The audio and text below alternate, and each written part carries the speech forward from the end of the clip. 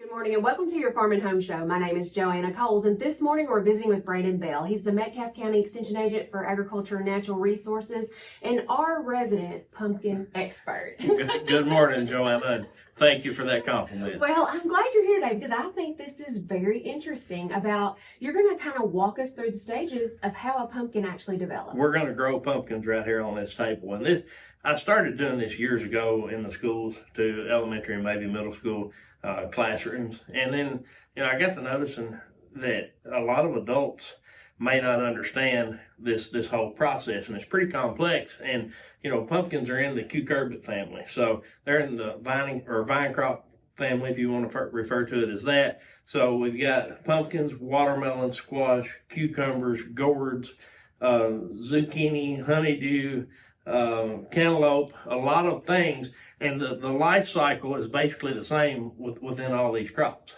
Okay, so take us through it. I know you've grown pumpkins for years, but how do we start? Okay, we're going to start with seed, mid-June.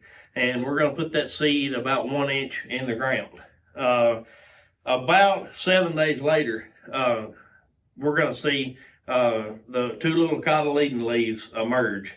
After the seed has germinated and been popped through the ground. And then a few more days, we're going to start to see what we call true leaves. Mm-hmm. The cotyledons are smooth, oval-shaped leaves, and then our true leaves begin to form. So in a matter of just a few weeks, we have vines, and there are bush type, there are restricted vine, there's full vine, there's a lot of different types of pumpkin vines. This is an aggressive variety, and these can get 10 or 12 feet long at least.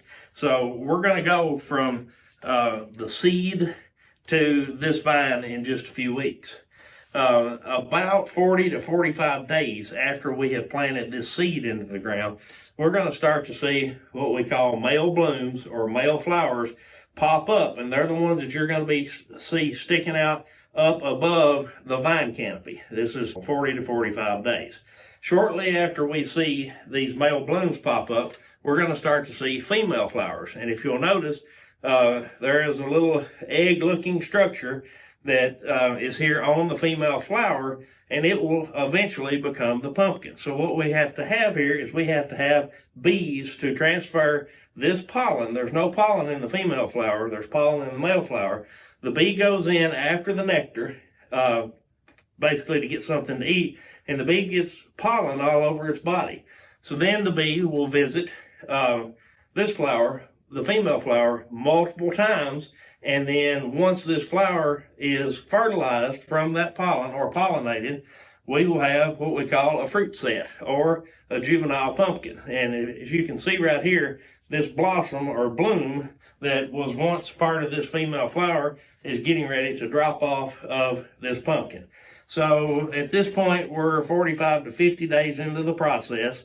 And in just a matter of a few days, we're going to have what's going to start to shape up and look like a pumpkin. And most pumpkins are going to stay green until they ripen. Now, there are some exceptions. Some will be yellow, some will be white for most of their life. But depending on the weather, from 75 to 90 days on this particular variety, which is an autumn buckskin, we're going to go from the seed to the mature fruit. And it varies some between varieties, and weather patterns will also make ripening time and maturing time differ a little bit. Now, Brandon, you made that sound so fun and easy, but there's a lot that goes into each one of these stages of this life cycle for the pumpkin grower. Yes. It's exciting. It's exciting to watch them. You can almost watch them grow. And it's rewarding. If you don't want to grow pumpkins commercially, put some in your garden.